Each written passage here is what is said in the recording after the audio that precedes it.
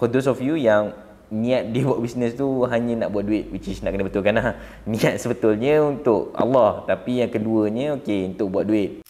Minggu lepas kita dah cerita macam mana nak create one or two ideas daripada metodologi framework yang saya ajar tu, walaupun macam-macam cara nak create ideas. So the main question yang kita akan start to fikir is that macam mana dengan idea yang kita dah buat sebelum ni, kita nak jual idea tu kepada orang lain, especially those yang senang, orang yang senang nak beli kita. Sebab kalau kita try jual produk atau services kita, yang idea tadi tu yang kita buat tu, dan orang tak nak beli, kita cepat down kan. So kita kena betul-betul cari orang yang kita boleh jual dan dia confirm beli. So that is what we call early adopters. So the real question here is why and how to target the early new adopters. So the early new adopters is the one yang memang akan engage dengan produk kita, akan suka idea kita, akan try to give feedback kepada kita supaya kita boleh improve the products. So first thing first is that kita kena tahu early adopters kita. So early adopters ni adalah orang yang memang betul-betul akan menggunakan produk kita, akan suggest kepada kita penambahbaikan apa yang kita boleh buat kepada produk kita. Early adopters yang kita nak cari adalah early adopters yang boleh bagi good feedback, yang sangat rapat dengan kita tetapi dia perlukan produk tu. Sangat rapat kita, it can be our family, friends, close friends, acquaintance, mutual friends pun tetapi yang lebih penting adalah apabila diorang menggunakan produk kita, when they use our product, we want to make sure that they give us a real feedback so that we can improve whatever services, either services atau produk lah yang kita offer. So ada satu brand ni which what we call Pinterest. So apa Mamat ni buat, nama Mamat ni Ben Silberman. So Ben Silberman ni apa dia buat adalah dia cari kawan-kawan tech guy dia, a group of tech friends dia yang mungkin dia boleh tanyakan pendapat. So apa dia buat, dia just send a page of Pinterest and they send to all his techie punya friends lah. So dia tanya, so what do you think about this page? And his friends had no idea apa yang dia nak buat sebenarnya. Macam what is this? They don't understand. And then Ben ni dia hantar screenshot lah all the feedbacks apa semua ni kepada co-founder dia. Dia bagi tahu they had no idea apa yang kita nak buat. So it seems like the idea tu mungkin orang tak faham kenapa nak ada Pinterest tu. And dia juga email kat semua kawan-kawan dia kat Google dengan semua kawan-kawan isteri dia dekat Facebook. So semua mutual friends to friends, semualah dia email, dia tanyakan opinion. So what do you think about the page dekat Pinterest kita tu? You faham tak apa benda yang kita nak cuba sampaikan? And eventually they don't understand apa yang dia nak buat, apa yang dia tengah nak create tau. So macam mana kalau korang ada macam produk apa-apa kan, dan produk tu macam orang tak faham tau. Bila you bagi that product kepada orang dan orang tak faham tentang produk you, so it means that product tak boleh nak stand alone. Orang mungkin tak faham, dan orang kalau baca dekat labeling produk tu pun dia tak rasa dia nak pakai. But then after a while, after dia tunjuk kat some random people tentang website dia tu, dia tengok orang berminat. Sebab apa? Sebab rupanya demografik orang-orang yang tech ni tak minat dengan apa yang dia buat. So then dia dapat some idea tau. Macam so ada setengah group of people yang memang tak suka dia punya produk. Ada setengah group of people yang walaupun kawan rapat tapi dia tak suka, dia tak faham kenapa kena ada that kind of product. So kalau you jual barang pun sama. You jual barang, you make sure that your barang tu you bagi kat orang yang try dulu barang tu ke tak. Kalau dia kata maksud dia one of your early adopters, then they can get feedback. Ataupun diorang ni bukan you punya target market. As simple as that.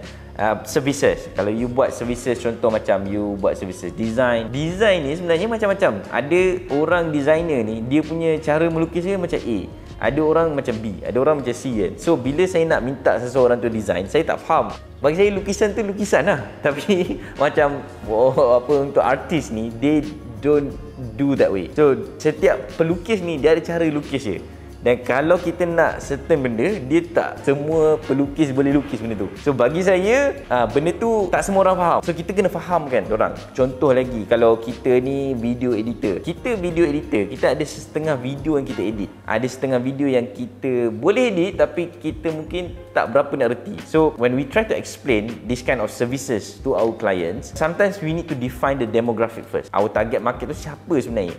A group of people yang mana? Dia segmen apa? So that kita tahu apa yang kita provide tu, services apa yang kita bagi tu relevant dengan apa yang diorang perlukan. Okay, back to that story tadi. Story pasal Pinterest punya boss ni. So dia pergi kat satu conference, satu event. So dia jumpa this girl name, nama Victoria. So dia cakap, okay, Victoria ni dia event tu adalah event pasal rumah dan event pasal design, and ramai bloggers yang datang kat situ. So apa dia buat, they agree to do a promotion. What the plan is that dekat page Pinterest tu dia bagi tahu dekat Victoria yang dia akan masukkan semua gambar-gambar kat situ, dan daripada gambar-gambar kat situ, okay, dia bagi tahu dekat, dia tag all the bloggers yang memang suka on design and home. Okay, jadi bila tag all the bloggers yang bercerita tentang pasal home design, so all these bloggers dia akan bagi dia punya pendapat, opinion, and they comment on all the pictures yang ada kat Pinterest tu. Dia kata, okay, the design of home should be like this, a design of home should be like that. So when they comment all the pictures and all the design, so it seems like the website ada interactions, so ada interactions and people really like it. So apa yang dia find out adalah dia punya early adopters adalah 30 orang bloggers female study tu yang memang suka menggunakan dia punya produk, and they really like to interact with the Pinterest punya website. Whereas kalau dia cari kawan-kawan dia yang tech savvy tadi tu, so diorang tak berminat lah. Diorang kata macam tak faham apa benda produk ni sebenarnya, what you want me to do with the product, what you want me to do with the page, so it doesn't make sense. So sama kalau kita offer product or services kita kepada sesiapa yang tak relevant in the market, so benda tu memang tak bagus lah. Find those early adopters first. Kat mana nak cari diorang ni? Diorang ni kerja apa? Diorang ni suka apa? Diorang ni kat mana diorang bergaul? Macam ni dia pergi dekat event, so you need to go to event and sometimes show your product, showcase your product. Bila kita kata pergi event, kadang-kadang kita pergi event, kita tak tunjuk apa kita jual, kita tak bagi tahu apa kita jual, kita tak tunjuk siapa kita. So bawalah business card tu pergi ke mana-mana, tunjuk apa kita jual, explain apa kita buat. Kita kadang-kadang malu, itu sebabnya bisnes kita tak boleh berkembang, sebab kita malu. Walhal sebenarnya apa yang kita buat tu okey je nak tunjuk, and kita bagi tahu kita ni business owner baru, kita nak belajar, kita nak tahu, nak dapat feedback. Definitely ramai orang akan bagi feedback yang bagus. Okay, jadi for the last episode tu kan kita cakap pasal macam mana dapat idea. So idea tu sebenarnya waktu kita dapat idea ni waktu mula-mula, memanglah idea tu tak bagus tau. Mana ada idea yang bagus pada awal. Jadi that's why kita kena ceritakan apa yang kita nak jual, apa yang kita nak buat.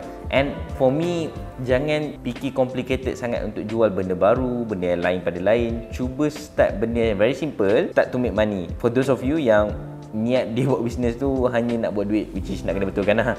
Niat sebetulnya untuk Allah, tapi yang keduanya okay, untuk buat duit. So that's why siapa yang ada fikirnya macam tu, jadi barulah kita cari apa yang paling senang nak bantu kita untuk capai objektif kita. Okay, so when we want to create something new, bear in mind to create something new tu take some time untuk betul-betul orang accept apa yang kita buat. So benda tu mungkin ambil masa lama sikit berbanding dengan jual benda yang sedia ada. Okay, when it comes to finding the real early adopters, ada mistakes lah.